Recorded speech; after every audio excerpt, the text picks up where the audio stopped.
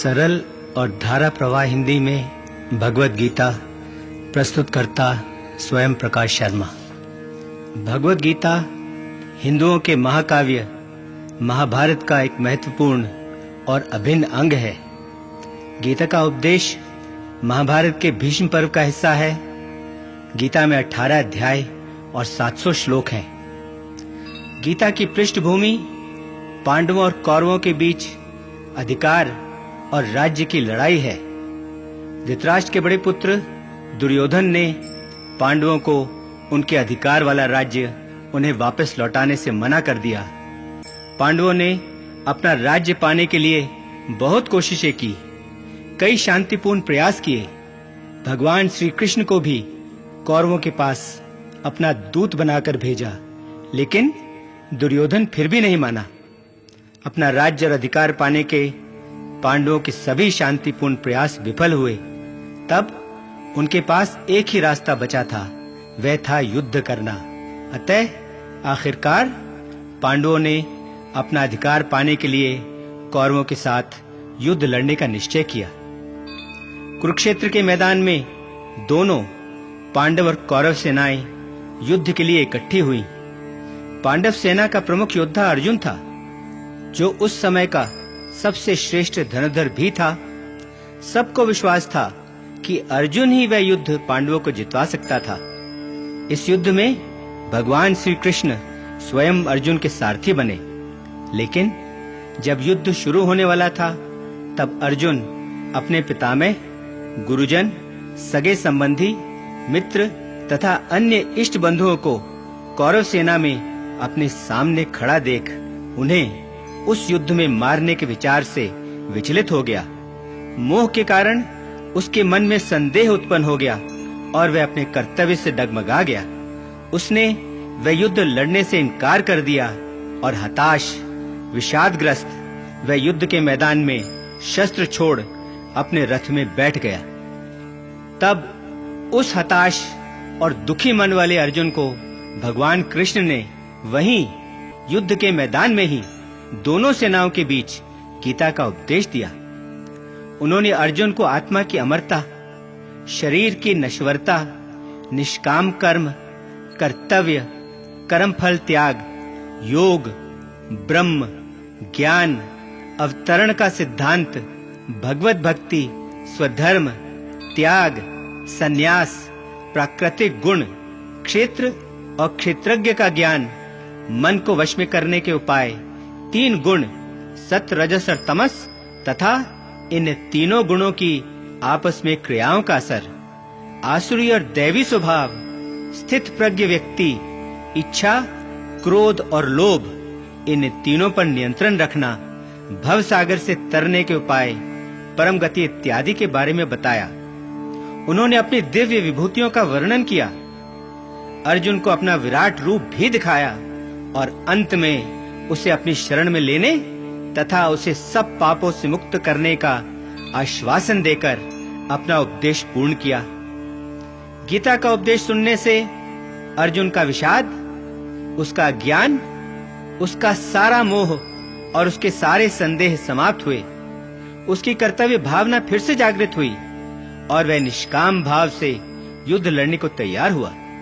उसने वह धर्म युद्ध लड़ा, कौरवों को पराजित किया और अपने भाई युधिष्ठिर को उसका अधिकार उसे वापस दिलवाया। गीता हिंदुओं के जीवन में एक विशेष स्थान रखती है। वे इसे एक धर्म ग्रंथ ही नहीं, बल्कि वे गीता को सफल और संतुष्ट जीवन जीने के लिए एक सर्वश्रेष्ठ कुंजी मानते हैं। गीता में जहां अध्यात्म के साथ दर्शन शास्त्र है, वहीं इसमें मानव जीवन में उठने वाली हर समस्या का हल भी मिलता है। विश्व भर के महान आध्यात्मिक उपदेशों में से केवल गीता का ही एकमात्र ऐसा आध्यात्मिक उपदेश है जो युद्ध के मैदान में दिया गया है। गीता हमें बताती है कि युद्ध हमें अपने बाहर वाले शत्रुओं से नहीं लड़ना, बल्कि युद्ध हमें अपने अंदर वाले, अपने भीतरी शत्रुओं से भी लड़ना है। गीता जहां अपने कर्तव्य से वीर योद्धा में उसका कर्तव्य बोध फिर से जागृत करती है और उसके सारे संदेह और उसका सारा अज्ञान दूर करती है, वहीं गीता उसे जीवन, अध्यात्म और मुक्ति के सही मार्ग भी दिखाती है। जीवन में हमारे शत्रु बहुत हैं। वे न केवल हमारे बाहर चारों ओर हैं, वे अपने अंदर भी हैं, अपने मन में हैं। सही राह और मुक्ति के लिए इन सब पर विजय पाना गीता का मुख्य उद्देश्य है। गीता में मोक्ष प्राप्ति के लिए 4 मार्ग साफ-साफ बताए हैं: ज्ञान का मार्ग, कर्म का मार्ग, ध्यान का मार्ग और भक्ति का मार्ग। हिंदू दर्शन में ये चारों मार्ग मुक्ति के मार्ग समझे जाते हैं। विश्व भर के धार्मिक उपदेशों में से शायद गीता का ही एकमात्र ऐसा उपदेश है जो हमें मुक्ति के मार्ग बताकर इनमें से किसी भी मार्ग को अपना मुक्ति का मार्ग चुनने की आजादी देता है। मैंने जो यह सरल और धारा प्रवाह हिंदी में गीता को प्रस्तुत करने का प्रयास किया है, उसका मूल आधार डॉक्टर सर्वपल्ली राधाकृष्णन द्वारा लिखी भगवत गीता है। आशा है कि मेरा यह प्रयास न केवल गीता को पढ़ने, सुनने और समझने में सहायक होगा, बल्कि इसे सही अर्थों में अपने अपने जीवन में उतारने में मदद देकर हम सब के जीवन में सुख, शांति और संतुष्टि लाएगा। ओम शांति शांति शांति। ओम। पहला अध्याय। गीता का पहला अध्याय युद्ध क्षेत्र और अर्जुन की मनोस्थिति को दर्शाता है। व्यूह रचना में खड़ी पांडव और कौरव सेनाओं के प्रमुख योद्धाओं का दुर्योधन वर्णन करता है। दोनों तरफ से शंख बजते हैं। युद्ध आरंभ होने से पहले अर्जुन केशव से अपने रथ को दोनों सेनाओं के मध्य ले जाने को कहता है, ताकि वो देख सके कि उसे किन-किन लोगों से युद्ध लड़ना है। वहां अपने पितामह, गुरुजन तथा अन्य सगे संबंधियों को अपने सामने खड़ा देख वह मोहग्रस्त हो जाता है। हताशा और विषाद के कारण वह युद्ध लड़ने से इनकार कर देता है और शस्त्र छोड़ अपने रथ में बैठ जाता है। अध्याय। धृतराष्ट्र संजय से पूछता है, हे संजय, जब मेरे और मेरे भाई पांडु के पुत्र युद्ध के लिए धर्म भूमि कुरुक्षेत्र में इकट्ठे हुए, तब उन्होंने क्या किया? संजय ने उत्तर दिया, महाराज, जब दुर्योधन ने पांडव सेना को व्यूह रचना में खड़ा देखा, तो वह अपने आचार्य द्रोण के पास पहुंचा और बोला, आचार्य, पांडु के पुत्रों की विशाल सेना को देखिए, जिसे व्यूह आकार में आपके बुद्धिमान शिष्य और द्रुपद के पुत्र धृष्टद्युम्न ने रचा है। इस सेना में अर्जुन और भीम जैसे कई धनुर्धर योद्धा हैं। सात्यकी, विराट, महारथी द्रुपद, दृष्टकेतु, चेकितान, वीर काशीराज, पुरुजित, कुंतीभोज, मनुष्यों में श्रेष्ठ शैव्य, पराक्रमी युद्धामन्यु, वीर उत्तमौजा, सुभद्रा का पुत्र अभिमन्यु तथा द्रौपदी के 5 पुत्र, ये सब के सब महान योद्धा हैं।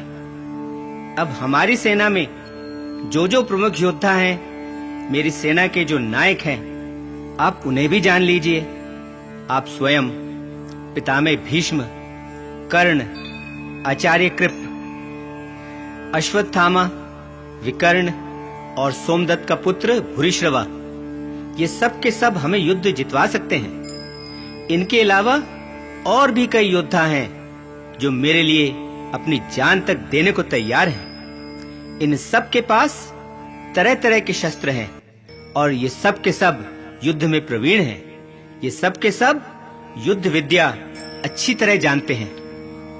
पितामह भीष्म हमारी अजय सेना की रक्षा कर रहे हैं और भीम पांडव सेना की रक्षा कर रहा है, जबकि हमारी यह सेना पांडवों की सेना से कहीं अधिक बड़ी है।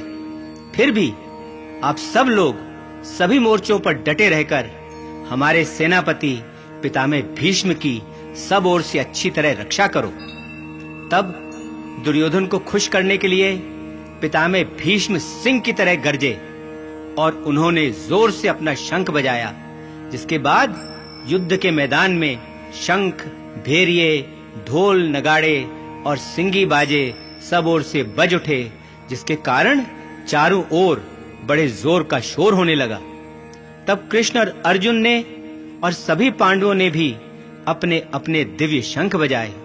कृष्ण ने अपना पांचजन्य शंख बजाया, अर्जुन ने देवदत्त, भीम ने पौंड्र, युधिष्ठिर ने अनंत विजय, नकुल ने सुघोष और सहदेव ने अपना मणिपुष्पक शंख बजाया। काशीराज, शिखंडी, दृष्टद्युम्न, विराट, सात्यकी, द्रुपद, द्रौपदी के पुत्रों तथा अभिमन्यु, इन सब ने भी अपने अपने शंख बजाए।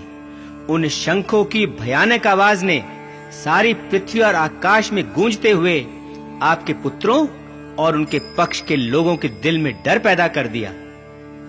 अर्जुन का रथ श्रेष्ठ था, उसमें सफेद घोड़े जुते हुए थे, उसकी ध्वजा पर हनुमान विराजमान थे और भगवान श्री कृष्ण स्वयं अर्जुन के सारथी थे।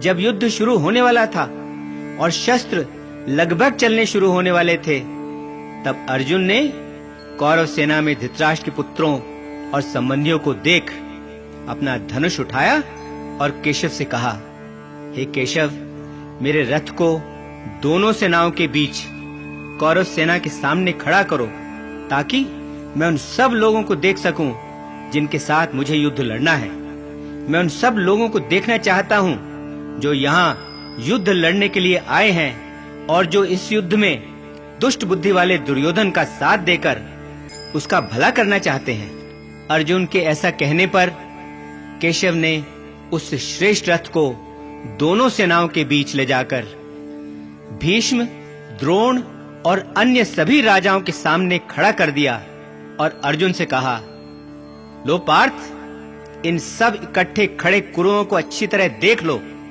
इन सब के साथ तुम्हें युद्ध लड़ना है। और अर्जुन ने वहां क्या देखा? उसने देखा कि दोनों सेनाओं में उसके दादा, गुरु, मामा, भाई, पुत्र, पौत्र, मित्र, श्वशुर और अनेक शुभचिंतक भी खड़े हैं।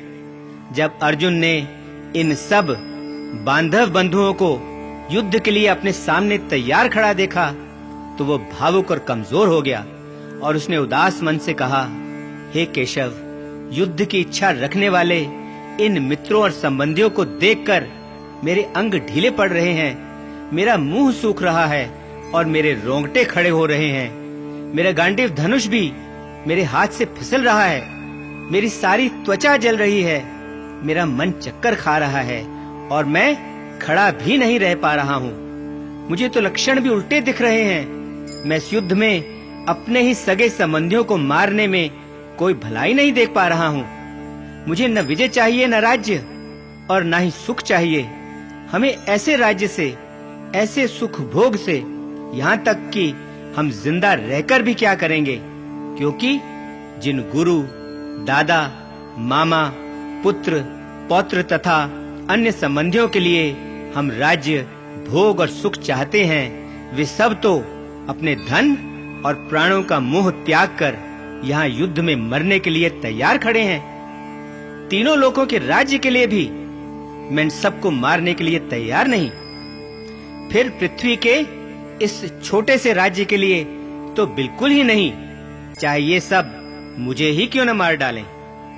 धृतराष्ट्र के इन पुत्रों को मारने से हमें क्या सुख, क्या लाभ मिल सकता है? इन दुष्ट लोगों को मारने से तो हमें पाप ही लगेगा। इसलिए अपने ही संबंधी धृतराष्ट्र के पुत्रों को मारना हमारे लिए उचित नहीं है। अपने ही इष्ट बंधुओं को मारकर हम कैसे सुखी हो सकते हैं? यह ठीक है कि इन सब लोगों के मन में लोभ लालच भरा है, जिसके कारण ये सब न तो परिवार का विनाश और न ही मित्रों से विद्रोह करने के पाप को देख पा रहे हैं। लेकिन हमें तो कुल के विनाश के कारण होने वाले दोष अच्छी तरह दिखाई दे रहे हैं। इसलिए हमें तो इस पाप से बचने की, इस पाप से दूर रहने की समझ होनी चाहिए।